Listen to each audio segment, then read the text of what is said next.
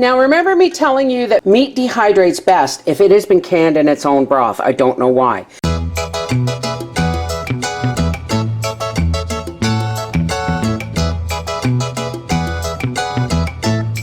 I'm going to put these in the fridge to let that fat solidify so we can take it right off the top. Because remember, fat is your enemy when dehydrating. Okay, now we're on to the dehydrating of the meat and cooking the rice in the broth.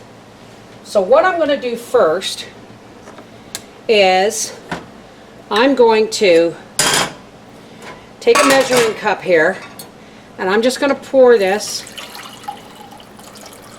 because the fat is cold enough now that most of it will just, that's a lot of juice.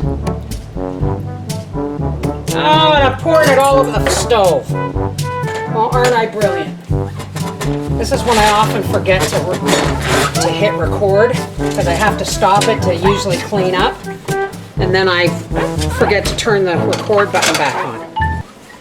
Okay, so what we have here is 3 cups of chicken broth, and I'm just going to turn that on and bring that up to a boil.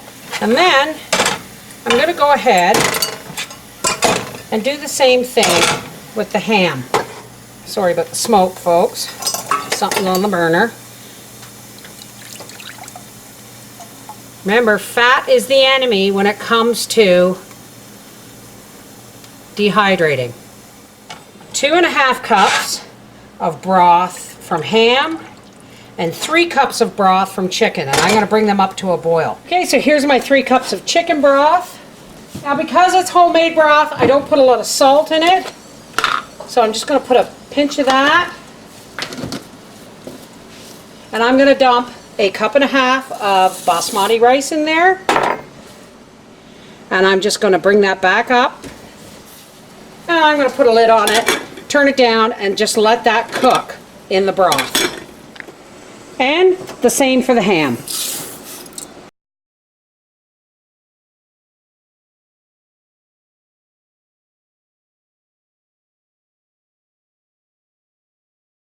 Okay, so here's our ham, and it's been rinsed in hot water to remove any fat. Now, you don't want to break it up so that it's in strings, folks. So it's already cooked, so you cut it really gently into approximate cubes, but no bigger than a 1/2 inch cube, because you want to make sure it gets dried all the way through.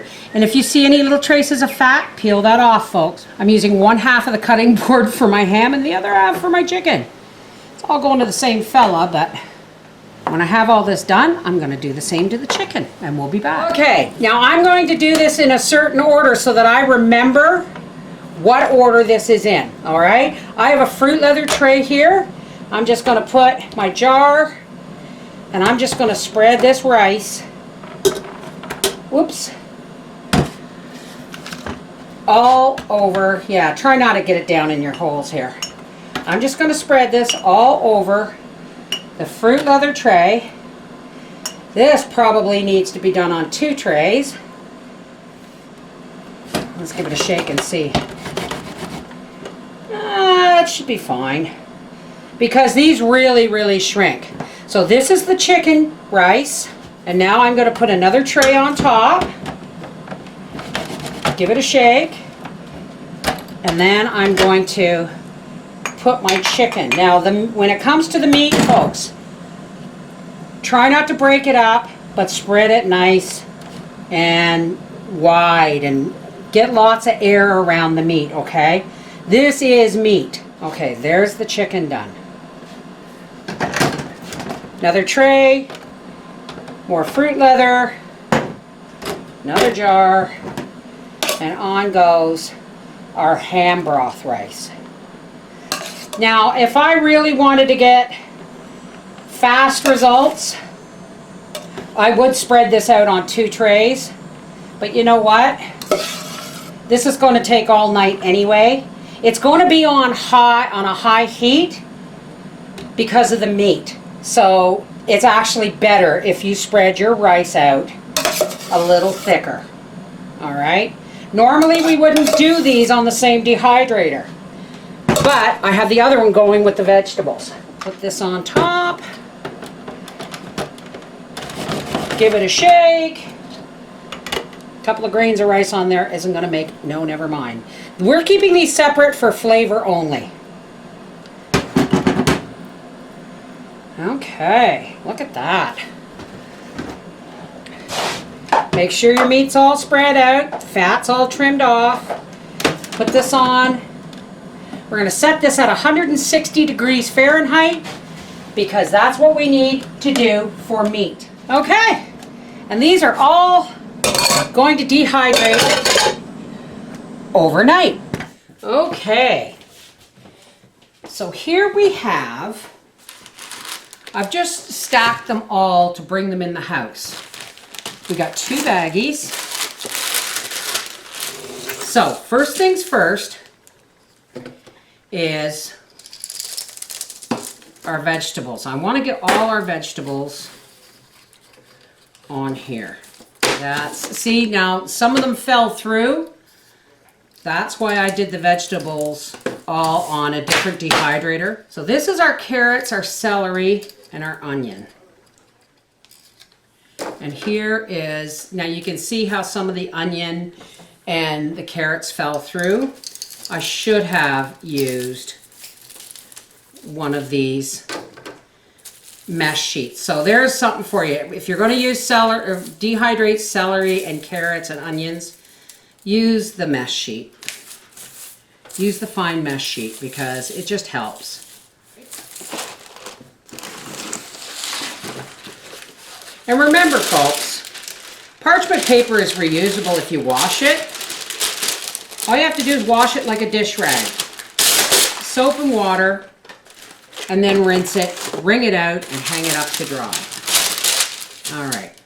So this is our ham rice. Now this is one of the reasons I stacked them as I did. Now this rice is now instant. This rice is like minute rice, only it's better for you because it has been, and yes, my hands are clean, it has been infused with ham broth. What we're going to do here is I'm going to make up the ham meals. Now he's probably going to get 3 or 4 meals out of these. See, this is the ham and it's crispy. That's how you know it's dried. So I'm just going to put this in the bag like this and then tip.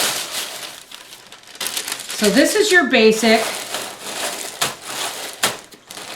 ham and rice. And for this, I'm going to add a handful.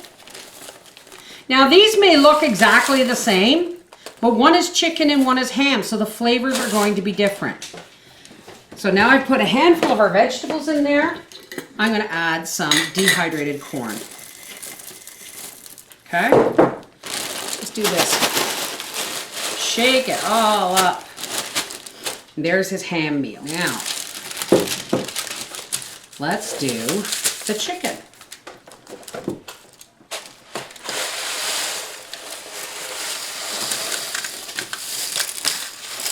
And here is our dehydrated chicken. Drop it in there like that. Whoa, it's a little bit different. I'm not going to put corn in this one. I'm going to put green and yellow beans. And the rest of our carrots, spinach.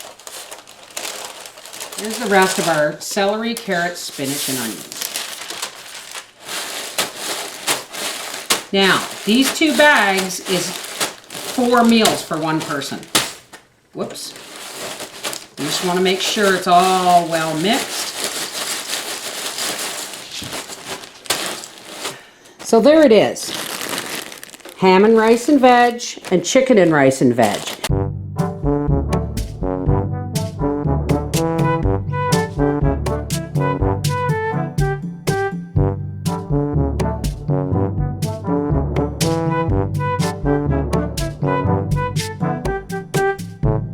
This is the Miss Wolfie from our half-acre homestead saying if you're going camping by bicycle, dehydrated food makes the most sense. All right? Take care. God bless.